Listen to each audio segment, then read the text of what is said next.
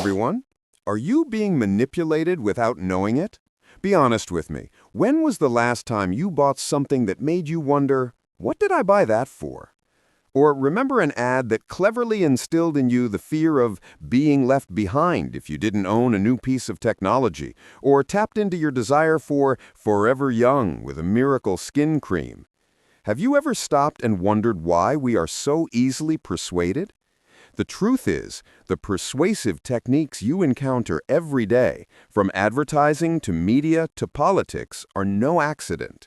They have deep roots in a field that may seem remote, reserved for battlefields or movies, but is operating in a subtle way in our daily lives: psychological warfare. Sounds scary, right? But don't worry, because we're going to decode it all together. And the key to unlocking this mystery is the classic book Psychological Warfare by Paul Myron Anthony Linebarger. Written by a leading expert, this book will open up a whole new worldview, helping you reevaluate how your mind and the minds of those around you are affected every day. Get ready for a journey of discovery full of surprises. Decoding Psychological Warfare for Defense. Welcome to the next part. The name Psychological Warfare sounds scary, right? But don't worry, our goal is not to learn how to manipulate anyone. First, let's talk about the author, Paul Myron Anthony Linebarger. He was not just a desk-bound scholar, but a true battle-tested professional who laid the foundations for the entire field. His book is a treasure trove of surprisingly profound insights. The purpose of this video is not to teach you how to manipulate. On the contrary, it is to equip you with the strongest shield: knowledge.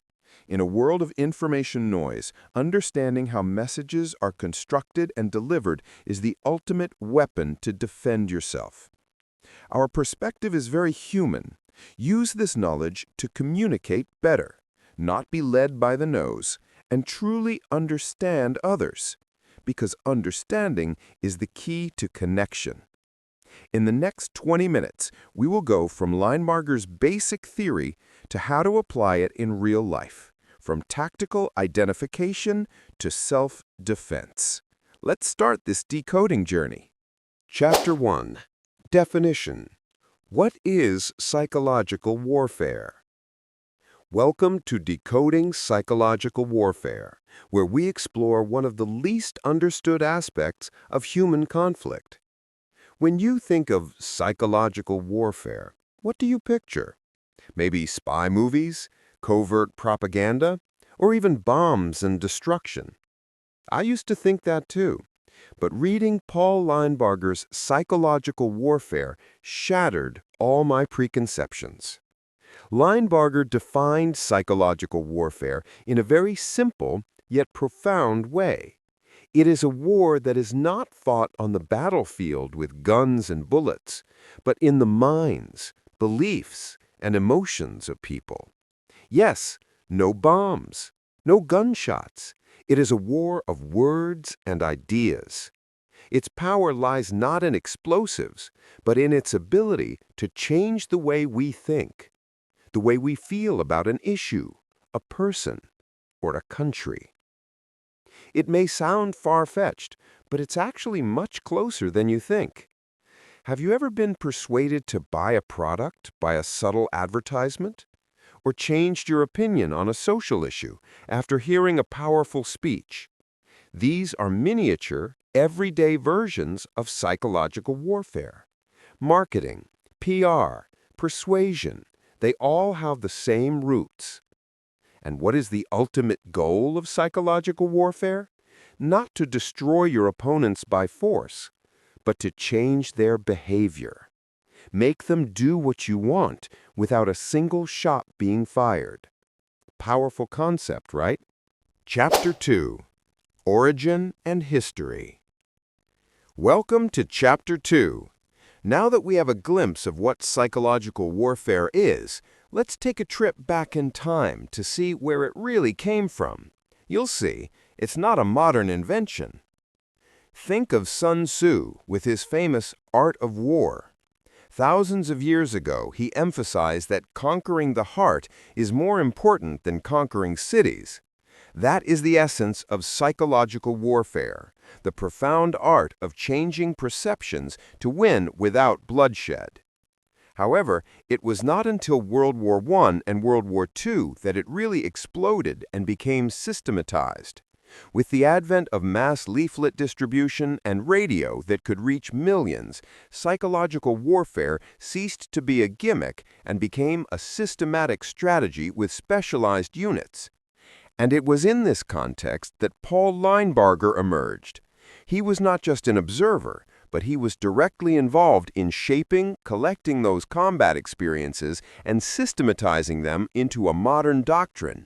He turned it from a single tactic into a real science, laying a solid foundation for what we will delve into later. Chapter 3. The three main types of materials: white, gray, black propaganda. Linebarger takes us deep into what I call the basic stuff, or to put it bluntly, the three levels of truth. No, rather, the three levels of transparency about the source of information in propaganda. It sounds complicated, but it's actually very intuitive, like the three colors: white, gray, and black. First, let's talk about white propaganda. You get the idea, right? This is propaganda where the source is clear as day. You know exactly who's talking. The information is public. The most typical example is an official government press release, a presidential speech, or a state-owned news channel.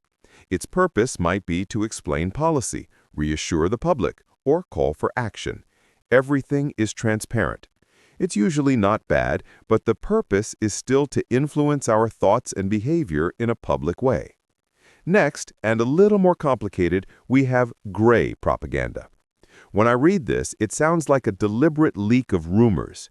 Its source is opaque, hard to verify. You hear about it from an inside source or a leaked document, but there's no way to verify it. For example, a story posted by an obscure small news site or a viral video on social media with the caption, "Shot by a passerby."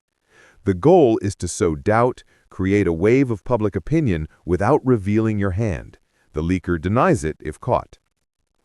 And finally, the most dangerous is black propaganda. This is a blatant lie about the source. It is a complete forgery, impersonating the enemy or a neutral third party. Imagine you receive a fake news site, which looks exactly like the enemy's, with the same logo, layout, but the content is completely created by your side to sabotage, cause confusion, and divide the enemy internally. Or an enemy radio station suddenly broadcasts information that is beneficial to our side. This is the classic borrowed knife to kill trick in psychological warfare, taking advantage of the opponent's reputation or trust to achieve your goals. There you have it, white, gray, black.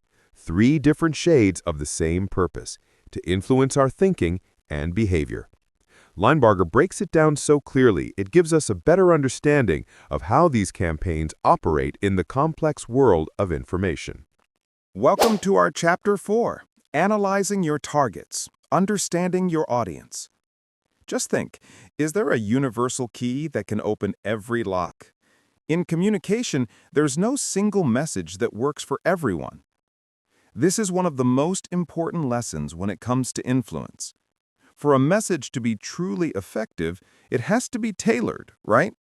This requires us to dig deep into the inner world of the person we want to influence. We need to carefully analyze their culture, their deepest fears, their deepest desires, and their deeply ingrained prejudices. Think about advertising. You wouldn't use the same script to reach a group of young, energetic people as you would to reach a group of older people looking for security and stability, right? The message, the imagery, the language, all have to be different to hit the right emotional points for each group. The key here is, understanding your audience is not just a step in the process, it is the foundation, the guiding principle for all your impact strategies. Think about it. There's an obvious truth that we sometimes overlook. No message can hit everyone. No matter how good your intentions are or how profound your content is, if it's not tailored to the listener, reader, or viewer, it won't be as effective.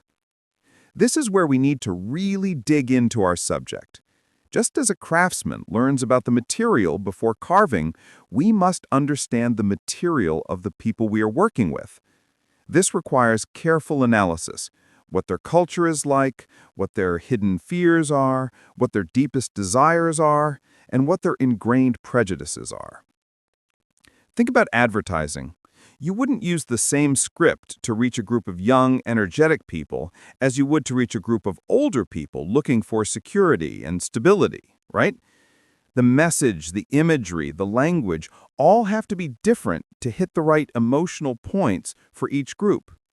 The key here is understanding your audience is not just a step in the process, it is the foundation, the guiding principle for all your impact strategies. Welcome to Chapter 5, The Power of Words, Slogans, and Framing. Have you ever stopped to think that just a few words can completely change the way we see an issue?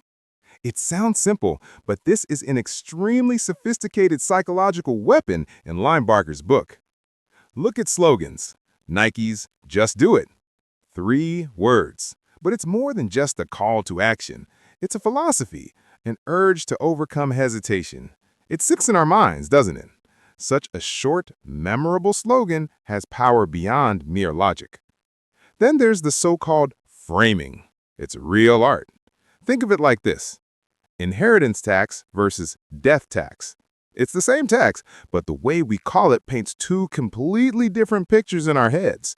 One sounds reasonable, the other sounds utterly unfair, right? The choice of words changes your whole feeling and attitude about it. And finally, the use of words that evoke strong emotions. Freedom, safety, danger. These words are not simply descriptive. They are emotional switches capable of triggering instinctive responses that bypass reason. We see them used in everything from politics to product advertising. The power of words is more than just a communication tactic. It is a powerful psychological tool. Understanding this helps us become not only more effective communicators, but also more mindful receivers of information. Chapter 6, Nonverbal Weapons, Symbols and Images, a chapter that I personally find extremely fascinating and close to everyday life. Think of our national flag, a yellow star on a red background. Do you need someone to explain what it means? Of course not. It instantly evokes national pride, history, sacrifice, and unity. Just a piece of cloth, but it has a story, a soul. That is the extraordinary power of symbols. Or a famous brand logo, like the bitten apple. It is not just an image, but a symbol of innovation, creativity, and class. You don't need to read a single line of description. You already feel the core message. Here's what Linebarger is trying to emphasize. Images have the power to evoke emotions more immediately and powerfully than words. A picture of a smiling baby warms your heart. A scene of war terrifies you. No words can have such a profound and immediate impact. However, this power is only truly lasting when there is consistency. A powerful image with an empty message or actions that contradict it will eventually lose its value. The symbol must truly reflect the message and values it represents, otherwise trust will collapse. Images and symbols, when used skillfully and consistently, are extremely powerful weapons for shaping perceptions, evoking emotions, and conveying messages without a single word. They are the language of the subconscious, speaking directly to the heart and mind. Welcome to Chapter 7 of this series, The Mechanisms of Propagation, Rumors and Misinformation. This is an extremely important topic, especially in our digital age, and is an integral part of psychological warfare. Have you ever wondered why an unverified story can spread like a virus, even faster than the truth? The first reason is because rumors thrive best in an environment of uncertainty. When we lack official information, when there is ambiguity, fear, or a void of information, our brains try to fill it in. That's when rumors flourish and are more easily accepted. And here's a formula that Linebarger came up with that's incredibly profound. The rumor formula is important times ambiguous. That is, the more closely related the information is to us, and the less clear it is, the more room for speculation, the more likely it is to become a rumor. Think about it. Would you believe a rumor about something you don't care about, or a news story that's been made clear? Today, social media has become a powerful catalyst for rumors and fake news. It takes these formulas to another level. With the speed of sharing, each like, share, and comment can turn an unverified piece of information into a storm of public opinion, making it harder than ever to distinguish between truth and falsehood. We have all experienced this, right? So gossip is more than just gossip. It is a powerful psychological tool used to manipulate perceptions and behavior. Understanding this mechanism will help us stay alert and rational in the chaotic flow of information. Chapter 8, Core Emotions, Part 1, Harnessing Fear. And believe me, there is no more powerful force than fear to change human behavior. What Linebarger points out is that to manipulate or guide behavior, a highly effective first step is to create a threat. This threat can be real and present, or sometimes it can be a cleverly inflated product of the imagination. Think about the things that make you anxious: insecurity, illness, failure. These are the seeds of fear that others can plant in your mind. After instilling that fear, the next step is equally important. Show that you have a solution, that you are the only one who can eliminate or minimize that threat. It creates an extremely effective psychological loop. Fear, look for a way out, accept the solution offered. A classic example, one we've probably seen all around us: advertising campaigns about germs and hand sanitizers. They start by painting a world full of invisible, scary germs lurking everywhere, on doorknobs, keyboards, or even shaking hands with friends. The feeling of disgust and anxiety about getting sick rises, right? And then the solution appears like a savior. Use hand sanitizer X. It will kill 99.9% of germs, protecting you and your family from all dangers. So you rush to buy it because you want to get rid of that fear. Simple, but extremely powerful. Chapter 9, Core Emotions, Part 2, Sowing Hope. If last week we talked about fear, the emotion that can paralyze action and push people away from something, today I want to flip the coin. Talk about hope. An equally powerful persuasion tool, but in a completely different way. What I find interesting is that, in contrast to fear, hope is what drives us forward. When we want to persuade someone to take action, in addition to pointing out the danger, we can also paint a picture, a bright future where all problems are solved, all dreams are realized. Think about the times when you felt inspired, motivated by the promise of a better tomorrow. But painting a picture is not enough. To turn hope into action, we must position ourselves, or our products, our ideas, as the only path, the bridge to that glorious future.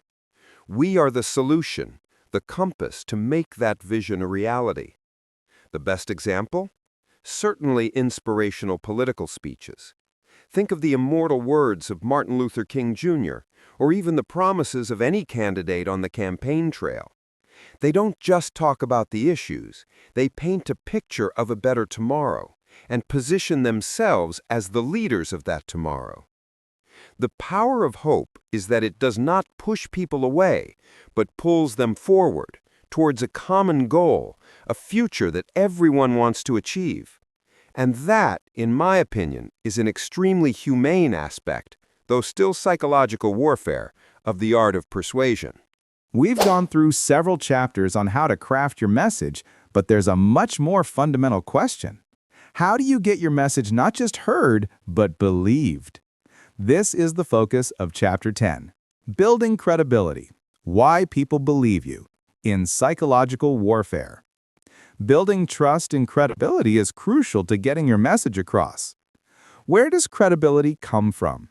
It's often your expertise, your real-life experience, or simply the sincerity that you exude.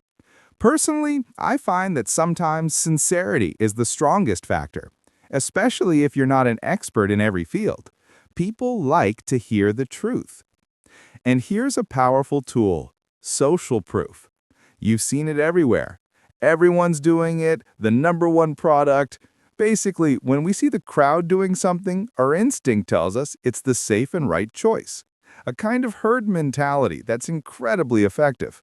Finally, a small tip that makes a big difference. Don't be afraid to admit a small weakness, a not-so-serious mistake. Sounds counterintuitive, right? But the truth is, it doesn't make you any weaker. On the contrary, it makes you appear much more authentic and trustworthy to the listener. We trust real people more than we trust people who are flawless. So, building trust is not a mystery. It is a combination of knowledge, honesty, and understanding of human psychology. Always remember, for a message to be accepted, trust must come first. Let's dig into an incredibly powerful and sometimes terrifying principle from Linebarger's Psychological Warfare. Chapter 11, The Principle of Repetition. As the famous saying goes, a lie repeated often enough becomes the truth. Have you ever wondered why a seemingly absurd statement, when repeated enough times, gradually creeps into our minds and becomes the truth? This principle is surprisingly simple, but its effectiveness is undeniable. Our brains are essentially machines that seek efficiency and familiarity. What we hear and see repeatedly is prioritized and stored by our brains. It feels right simply because it is familiar. Regardless of whether the message is valid or not, simply because it is repeated, it gradually gains more weight in our minds. Think about it. Advertising campaigns. Why do they keep stuffing the same product message over and over again? Or in politics, slogans and arguments are constantly shouted through every media channel. Not because they are always true, but because the repetition creates a deep imprint in our subconscious, making us believe them unconsciously. And this is why in this age of information saturation, it is extremely important to verify information.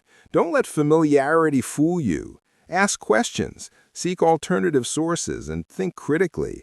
Because sometimes the truth we believe is simply a lie that has been repeated enough times.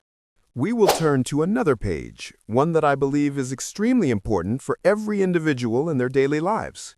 Chapter 12, Psychological Defenses, Recognizing and Neutralizing. Our goal today is not to discuss how to manipulate others, but to equip yourself with the sharpest tools, the strongest shields to recognize and resist manipulation attempts. Because, whether we realize it or not, we are constantly being targeted by all kinds of messages designed to influence our thoughts and behaviors. Let's dive into 3 specific steps to building an immune system for your mind. Step 1. Identify your emotions. This is the first and perhaps most important step.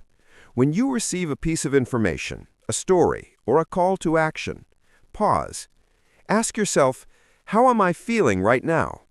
Am I feeling unusual fear, extreme anxiety, or on the contrary, intense excitement, a sense of urgency to act immediately? Strong emotions, whether positive or negative, are often the door that manipulators want to open. They want you to react on instinct rather than rationally.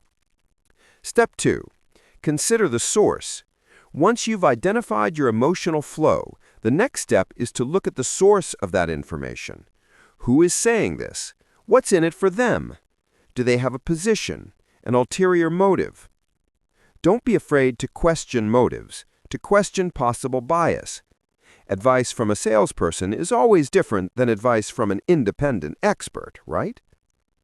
Step 3. Seek out objective facts from multiple sources.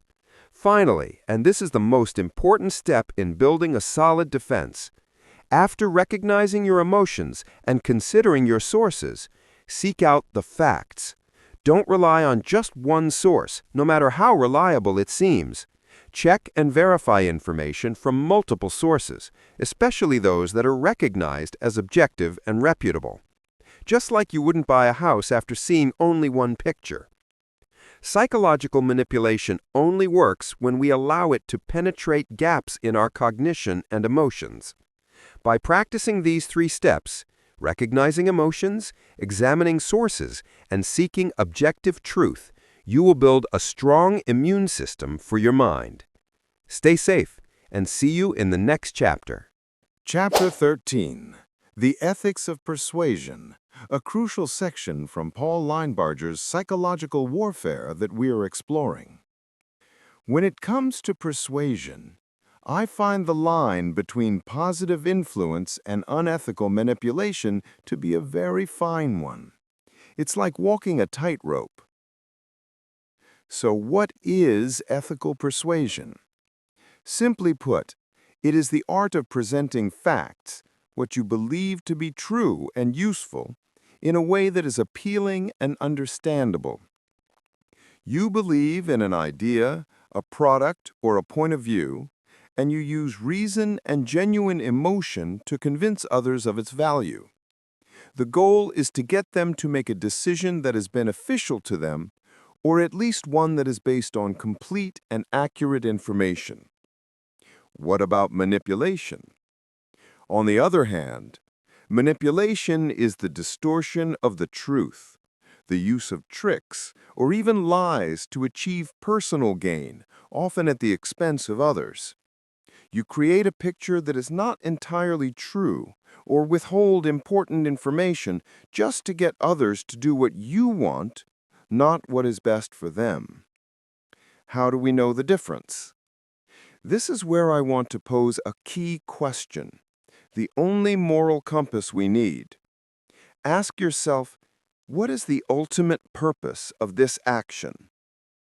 Does it serve a common good, a positive value, or is it simply serving your ego, your own selfish purpose? When you try to persuade someone, do you really want them to be better, or do you just want to get something out of them? Remember, the power of persuasion, as Linebarger points out, is immense, but so is the responsibility that comes with it. Use it consciously and ethically. Chapter 14. Case Study 1 with a classic campaign from World War II, Britain's Careless Talk. Imagine, at that time, Britain faced a constant threat of espionage. A careless remark in a pub, a gossip on a bus, seemingly harmless, could provide clues to the enemy, leading to catastrophic consequences from the loss of equipment to human lives. In response, the British government launched a massive poster campaign with the haunting message, "Careless talk costs lives." What impressed me was their masterful use of imagery and fear. Posters often featured elusive metaphors, walls with ears, lurking figures, or more directly, sinking ships, dying soldiers. They not only said, danger is somewhere, but also, you are the one who can cause it. The fear of being held responsible, the feeling of guilt for accidentally harming a fellow citizen, is a powerful psychological blow. The goal is for each citizen to consciously become a gatekeeper of information, always vigilant with their words. That is the art of psychological warfare. In Chapter 15, we will temporarily put aside the fierce battlefields to dissect another front that takes place in our daily lives: marketing. Look at a giant that everyone knows, Apple. Are they really the masters of psychological warfare of the 21st century? The first thing to realize is Apple doesn't just sell phones or computers. They sell a lifestyle, innovation, creativity, sophistication, minimalism. They sell an identity. You belong to the future, have good taste, and aren't afraid to be different. By owning an Apple product, you're not just buying technology. You're buying a statement about yourself. Next, think about how they use symbolism, repetition, and community building. The bitten Apple logo, simple, powerful, repeated across every device, every ad, creating an unmistakable identity. They have built a whole community of believers, loyalists who will line up all night to get their hands on new products. These are not customers. They are a tribe with shared values and beliefs. And finally, Apple taps into two of our innate desires: the desire to belong to an elite group and the desire to express ourselves. Who doesn't want to be part of something cool and innovative? Who doesn't want the phone in their hands to say something about their personality in class? Apple lets you say who you are without having to say a word. So, psychological warfare doesn't just happen on the battlefield with guns and leaflets. It happens in our pockets and on our desks. And brands like Apple have mastered this art, turning our desires into buying motivations, building a strong empire based on psychological connection. See you in the next chapter. We've been on quite an interesting journey with Linebarger's psychological warfare, haven't we? The title may sound heavy, but I believe that every knowledge, no matter what its roots, can be transformed into positive power. And that's the focus of Chapter 16, Application to Life, the Power of Positive Influence today. Think about it.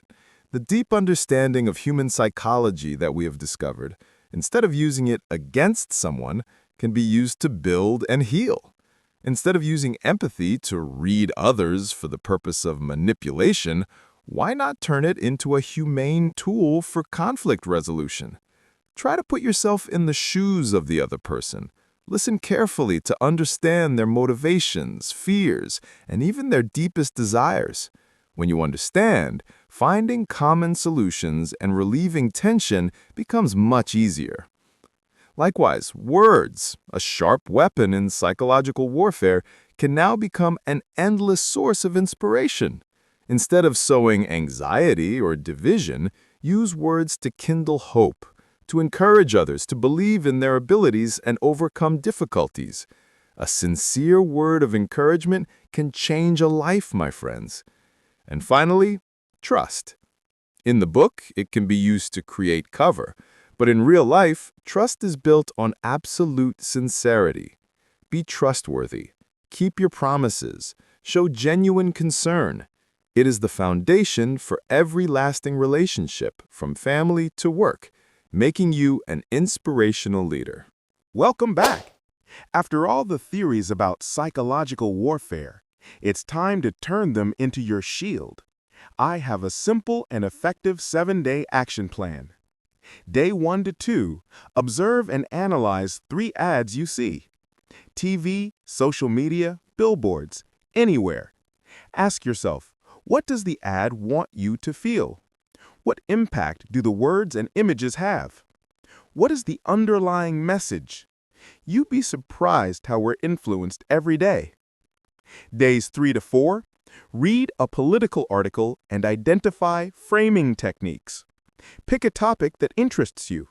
Read carefully, looking for words and metaphors the author uses to frame his or her point of view.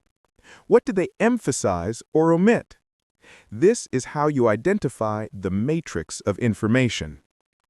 Days 5 to 6, practice empathetic listening to understand the goal in a conversation. When you talk, put aside any intention to argue or judge. Focus completely on understanding the other person's perspective, feelings, and real needs. The goal is to connect deeply, not to manipulate. You will understand the other person much better. Day 7. Write down 3 ways you can use positive influence to help someone. Based on what you have learned, think, how can you use your understanding of psychology to support your friends, family, or colleagues? This could be by encouraging, giving effective advice, or creating a positive environment. So, that's a week of sharpening your mental shield. Try it. Share your experience in the comments. See you soon. So, after all that we've explored about Paul Linebarger's psychological warfare, I want to summarize the 3 most important things this book has taught me, and hopefully you as well. First things first, psychological warfare isn't something far away, reserved for big wars or governments. No, it happens every day, all around you, from the ads you see, to small talk, to the way people persuade each other in everyday life. Remember, no matter the scale, the basic principle is still influencing perception and emotion. Secondly, and this is a very important point, the purpose of knowing these psychological techniques is defense, not offense. It helps you recognize when someone is trying to manipulate your thoughts or emotions, helps you stand your ground and make decisions based on your own will. Knowledge is power, and in this case, it is your shield. And finally, the third thing. With this knowledge comes power. You have the choice to use your influence ethically to create positive impact. Use it to build, to help, to inspire, not to divide or destroy. We can choose to be part of the solution, to use this understanding to build a more mindful and compassionate world. Hopefully, these 3 points will stay with you, not just as theory, but as a compass for you to live a more proactive and responsible life. Welcome to the final part of this exciting journey with me. After a rather mind-bending journey with Paul Linebarger's book, Psychological Warfare, it's time for a little reflection, and more importantly, for connection. You see, my goal in making this series of videos is to help you build a stronger mental shield. So I want you to think back. After watching this video, are there any examples of psychological manipulation that you have encountered in your life, at work, or even in your social relationships that suddenly come to mind? Have you ever had a moment and realized that you have been a victim or witnessed it happen? Please feel free to share your story, big or small, in the comments below. Sometimes recognizing it is the first step to fighting it. And if the knowledge in this video has really touched you, helped you see things more clearly, please give me a like button. That is a great encouragement for me to continue to contribute. And if you want to continue my journey of decoding other powerful books, don't forget to subscribe to the channel. Also press the bell icon so you don't miss any new videos. Finally, I believe that knowledge is power, and this power should be shared. Please share this video with a friend or loved one who you think needs this mental shield, or simply needs a new perspective on how the world works. Thank you for coming along. We will meet again in our next intellectual adventures. Goodbye and see you again.